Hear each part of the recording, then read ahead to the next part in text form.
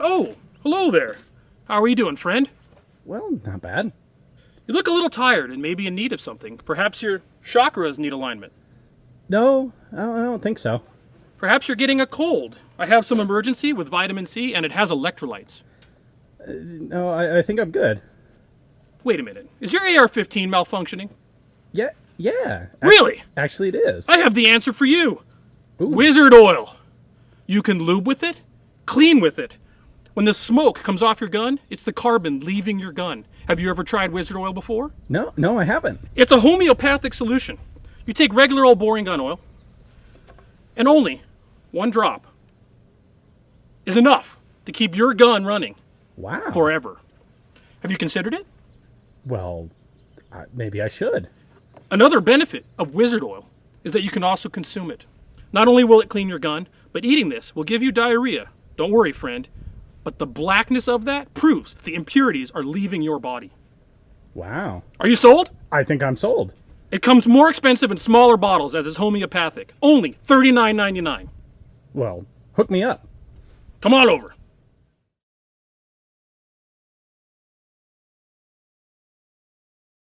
Thank you for tuning in to another episode of In Range. This is specifically kind of a mix of an Old West vignette and modern, very current history. Yeah, So- active current events. Very current events. I'm Carl, and this is Ian, if you haven't seen us before. And what we're talking about right this minute is patent medicine. Yep. Patent medicine was really popular and common in the 19th century, late 19th century, 1880s, 1920s, that time. So what this was in the 17th century, people could pretty much concoct any type of medicine they saw fit, and they get a patent from their royalty, giving them the ability to sell this as a medicine. That idea continued up until, well, the early 20th century.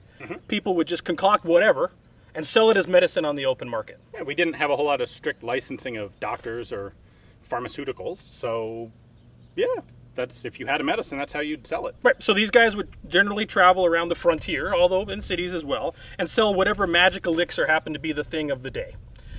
These things weren't necessarily ineffective. Some of them were quite effective. Right. I know there were more than a few that were advertised for like curing colic in babies. And that also happened to be made of like cocaine and alcohol. And I bet if you rub that on your baby's gums, they'll go to sleep pretty darn effectively. You give your baby cocaine and alcohol, they'll probably take a nap. So, in that regard, this is fantastic magic stuff. Yeah, it doesn't mean you actually want to give it to them, though. No, most of this stuff was probably not even effective, and the placebo effect was pertinent. But alcohol was a common component, opiates, cocaine, even some of them had radium in it. I mean, radioactive medicines that would help cure you. Radioactivity was a cure-all for a while. It was, and that's one of the interesting things about this, and I want to bring this up real quick. There's this podcast that has nothing to do with us called Sawbones. It's great. It's fantastic. It's this married couple, and she's a doctor, and they just take medical quackery throughout history and just report on it. They did a 3-part episode series on The heroes of patent medicine. check them out. They're fantastic. We'll put a link in the notes. Yeah. But on that note, so this kind of went on until 1906. And in 1906, the U.S. formed the Pure Food and Drug Act. And what that did is it didn't restrict the claims you could make or what you could sell, but what it did require you to do is label the product with the ingredients. Accurately. So you're a mother and you go up to buy wizard oil for your baby's teething, and it turns out it's got cocaine, opium, and alcohol in it. And you have to judge how well you want it to work versus how well you want to get your baby hooked on opium. You're probably not going to buy it. Yeah. Maybe, hopefully, right? But that Hopefully. that didn't change the thing. People still sold this stuff. And in fact, during Prohibition, patent medicine was a way around alcohol restrictions because they would sell it as a medicine, Sure. not as an alcohol. It just happens to be 80% alcohol. Right, you'd walk into actual pharmacies and get a shot of this patent medicine to feel better. Yeah. Right. So in 1936, they enhanced the Food and Drug Act, or actually the Pure Food and Drug Act, to actually restrict what could be in the ingredients, and also required a proof of efficacy. Right, so you couldn't make claims unless you could actually back them up. Right, so that black, bloody diarrhea actually isn't impurities leaving your body. It's black, bloody diarrhea. You couldn't claim that that was impurities anymore. That would get you in trouble. There's still people pulling shenanigans like this, and there's still stuff on the open market. Emergency, for example. This idea that high doses of vitamin C help end a cold. Right. It's demonstrably false, by the way. Or homeopathics, where one drop of something in a giant vat suddenly changes the entire chemical composition of an everything. entire vat of water. It's like, it makes no sense. Right, and they get around it these days by making claims that aren't factually provable or non-provable. Everything's couched as an opinion or an anecdote, it worked for me. Right. Magnetic bracelets did not make my arthritis feel better. Right. Can't prove it, can't not prove it. Some Still guys BS. saying that it works great, people buy it. There it is. Right. Right. So, but this is not an issue that's constrained only to drugs or patent medicine. Sure. People can get kind of fooled in many different ways, and all of us are susceptible to this. We really Absolutely. are. There's no criminality in falling to this kind of thing. So we see this in medicines, we see this in all sorts of advertisements, and we might be seeing this sometimes in the gun community. No. I couldn't believe it, right? Tell me it isn't true. This widget makes you shoot faster. This widget makes the gun run better. This oil does something magical. Okay, so we're not saying that about any particular product, but this definitely is a trend. Absolutely. And because, not saying there should be regulation, but because of that lack of efficacy proving regulation requirements, you can say anything. I could pick up a rock off the ground and say, if you drop this in your AR-15 lower, it's blessed and it will never malfunction again. There will be a subset of people that will buy that rock. Yeah. There is. You know, the other interesting thing is in the gun community with lubricants in specific, there isn't really any formal association or organization that tests and certifies products. If you were to look at automotive oils, SAE, the Society of Automotive Engineers, does quite a good job of actually making sure that motor oils that are sold for automotive use are effective and do what they claim. Absolutely. So that's the topic for today. We're going to go a little deeper in a few minutes. All right, so, you know, a lot of people out there are looking at some data that suggests that FIREClean is a canola oil or a vegetable oil. Right. And one thing we don't want to get into here is efficacy, because you know what? Vegetable oils have a history of working great as mechanical lubricants. In fact, well, they started out as rapeseed oil, right? Yep, rapeseed oil was a common lubricant in 19th century steam engines, heavily used in naval applications in World War I and World War II. In World War II, the American naval effort was actually dependent on rapeseed oil for a lubricant. Yeah. And Asian and European sources of rapeseed oil, for gosh, I wonder why, dried up to the American cause. Weird. And Canada stepped up production of rapeseed oil to fulfill that lubrication need. Right. So it's using a vegetable oil derivative as a mechanical lubricant is really not a weird thing at all. Yeah, it's fine. It works great. In fact, the Russians on the eastern front, on the southern part of the front, used sunflower oil to lubricate things, including weapons. Yep. It worked excellent as a weapon lubricant. It also was cold resistant, something that they had as an advantage against the Germans, who bolts were locking up. And I bet the Germans were using largely synthetic oils, weren't they? I don't know exactly, but whatever it was not a vegetable oil derivative that was cold resistant. In fact, I believe the German records at the time, they started just delubricating their guns entirely and trying to run them dry, which is better than having frozen lube. It's not good, but it beats having your gun actually jammed shut. Right. So after World War II, the Canadians had this huge production effort towards rapeseed oil, and they tried to market it as a food product. Right. There was a lot of stuff at the end of the war. We've been making a crap ton of it, and now what do we do with all this production capacity? So kind of like that 30-06 surplus you may be shooting still, there Yes. was rapeseed surplus, and they wanted to use it as a food product. They made a lot of it, and it turned out it wasn't very palatable. We mentioned it earlier. There was an acid in it that tasted bad, Right. And the USDA believed it may cause heart issues. They really have no firm record of that, Right. but that made it an undesirable food product. Yeah.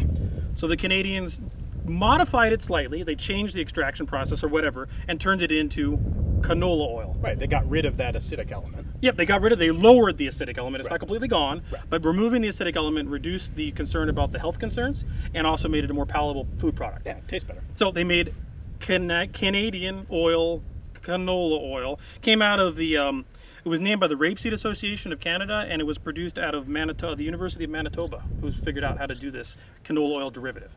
Thank you, Canadians. So we use that to this day. It's considered a relatively safe, good, clean cooking oil. Yeah, and cheap and easy. Yep, exactly. But it's still ultimately a rapeseed derivative. Right. So now we took out an AR-15. Yep. And we did some shooting with it with a couple of different options. We tested it dry, and then we tested it wet with canola oil, straight Crisco brand canola oil, and then we tested it with FIREClean. So in between these, we wiped the bolt completely dry. We did not go through a rubbing alcohol process that FIREClean recommends, understood, but we rubbed it dry to the point there was no visible lubrication, either inside the gun or on the bolt carrier or the bolt itself. The whole thing was as dry as we could get it with a rag. Yep. So we fired it dry, fired it wet. A lot of people run their AR-15s wet. It's like glistening. We ran the canola oil that way. Yep. And then we wiped it off again and then used FIREClean the way they recommend, which is sparingly applied to wear points. Kind of like how you'd apply an oil that costs like $20 for a little bottle, as opposed to canola, which costs $5 for a liter. So we ran wet and just lubricated. And you know what? We saw some pretty impressive differences. All right, so this is the gun out of the safe. It just has standard gun oil on it, a little bit. It's not heavily. Don't you use wizard oil? No.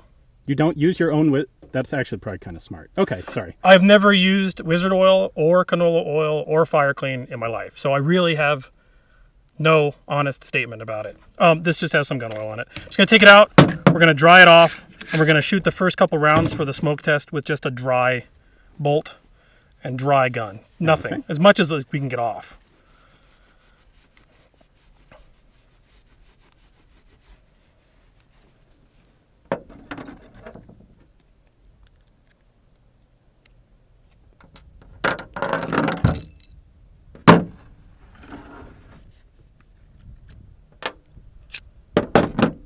About how I normally do it.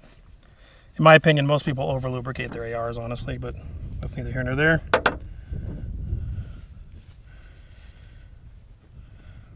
And the special screwdriver tool.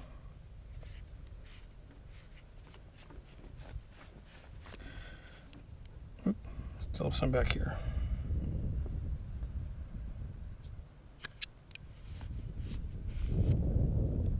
Pretty good. Looks good. Pretty dry. Not bone dry, but it's pretty much all gone.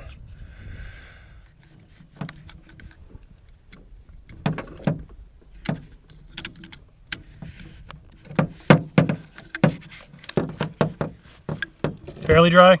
Yep. Not bone dry like we said, but it's dry. Dry enough. Yep.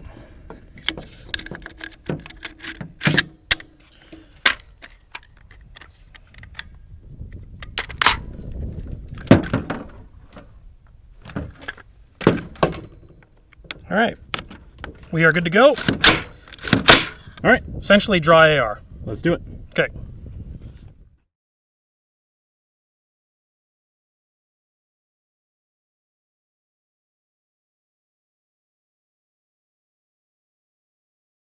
Okay, we just got done firing the absolutely dry bolt carrier group dry receiver with no lubrication whatsoever.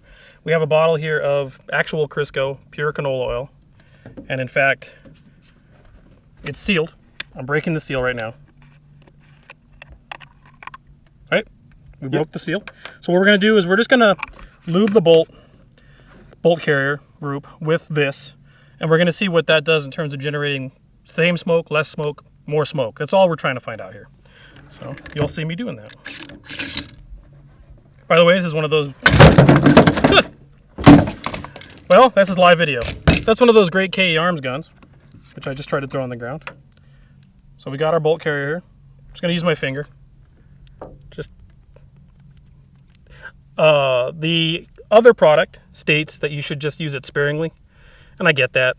We're not doing that here. We're just gonna get the bolt carrier wet. Like the way you would normally lube it? Yeah, a lot of people run their guns wet, so let's just do that. And we'll see what happens. That's a good bit of Crisco, I'd say. Yeah, kind of glistening wet. Let's get that back in there.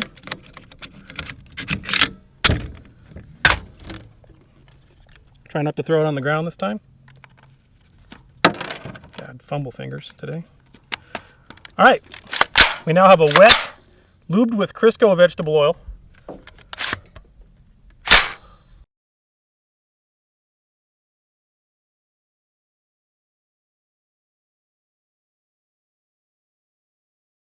So what we're going to do is take this out, wipe it off with the rag, and use FIREClean as our last test. And we're going to see if we get more smoke from that, or less, or whatever, than we did with the Crisco. So just showing you, I've already punched the pin. Just pulling out parts here. We're not doing rubbing alcohol, which is, by the way, what the vendor recommends. That's just not field viable right this minute. But we're just going to get it pretty much cleaned off. Okay, that's all fairly dry. I'm going to go and get it. I'm going to get inside here just with a screwdriver. Don't you need to pay a lot to get a special cleaning tool to do that? There are special cleaning tools for this, and they do work better, but this will be fine. Pretty dry. All right. I'd say that's fairly dry. Let me get the inside of the gun. There we go. Okay. All right, FIREClean. Now, what are their recommendations for usage? Shake bottle, apply to areas of unloaded firearm subject to fouling or friction. Wipe off excess, repeat as needed. Store at room temperatures. Do not mix with other cleaners. Non-hazardous, non-toxic. Yeah, you can eat eggs with this, turns out. Dissolves fouling, deep, powerful cleaning.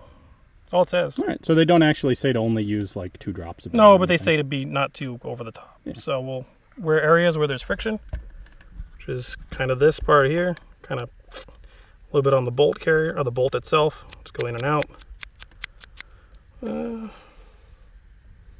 Seems about right. Okay, do you want any on the tail? Yeah. I don't know if it really needs Not it. really. I mean, they're talking about friction points. Okay. That's probably more than they even recommend. All right. So there we go. Let's put it back together. Goodbye. And the pin.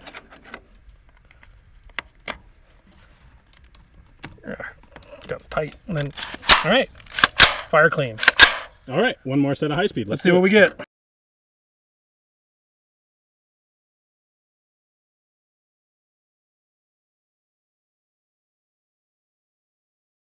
Very interesting. The dry gun produced a little bit of smoke. Now, before we go any farther, Okay. I want to point out, with guns, as with cars and electronics, the more smoke that comes out, the better it's working, right? Right, when the blue smoke comes out of your computer, that is a sign of all of the impurities, Yeah. malware, viruses, leaving the system. Exactly. They're being smokeified and flushed from the right? Just like the black diarrhea from the wizard oil, it's indicative of impurities leaving your system. Right, except that it's not, because that whole argument smells an awful lot like 100-grade crap. Well, it smells like patent medicine claims. Now, Yeah. it's specious to me. I'm not going to say it's wrong, but our testing today kind of fell into what I think it might. And you know what? Even if it is wrong, it doesn't mean that FIREClean doesn't work.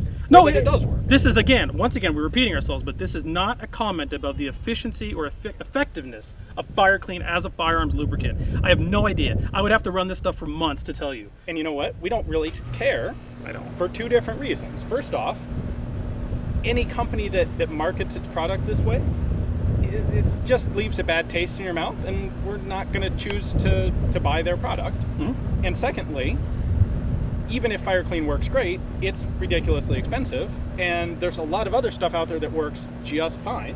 Gun oil is I won't say just as well, but gun sufficient for my needs. Yeah, I don't care. I'm going to put a little bit of oil on. I'm going to go about my life and deal with more important things. When the original marketing campaign came out for FIREClean, I looked at it, as everyone did, years ago now, right? And I watched the video with the smoke claim, and I didn't go to test it, but I watched that, and I was watching the video, and I'm like, oh. And then the smoke thing happened, I went, I'm not kidding. I closed the window, I had other things to watch. I was done with that product at that point, because I didn't care if it was good or not. That smells like patent medicine, and the minute my patent medicine detector goes off, I'm on to something else. So I was done, I closed it. So here we are testing it. Yep. So we tested dry. Yeah, dry, little bit of smoke. A little bit of smoke, you can see a puff come out, Yeah. venting out of the gun. Yep. Wet, canola oil. Wet canola oil, well, let's go to the FIREClean first. Okay. Then the FIREClean was, there was more smoke, A little bit more. a little bit more than there was, A little bit more. a little bit more, and you can see it in the high speed, more than dry. Yeah. The canola oil, which was wet, it was a wet bolt. It was more lube than we did with the FIREClean. Huge belching smoke came in, venting out of the gas holes. So let me propose a theory here.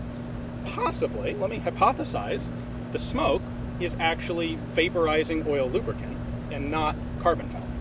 Probably.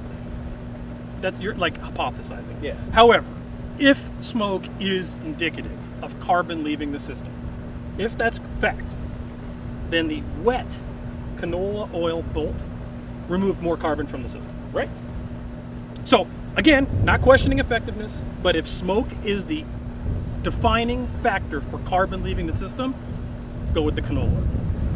If smoke is a specious argument and it's patent medicine, then question the motives. Yep. That's our result. Yep. So guys, thank you for watching the video. If you think that this kind of fact-finding or myth-busting stuff is important, it requires that we have no overlords, no corporate overlords, no funding that ties us to something that would prevent us from saying what we want to say. We're probably not going to get any lubricant samples to test after. I doubt it.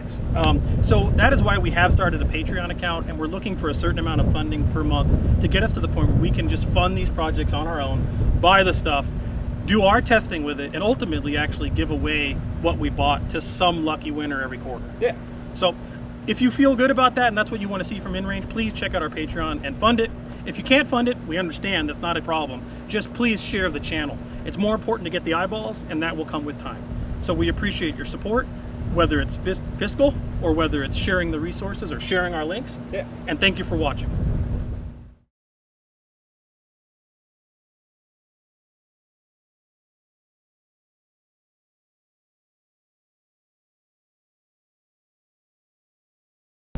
The power of the oil compels you.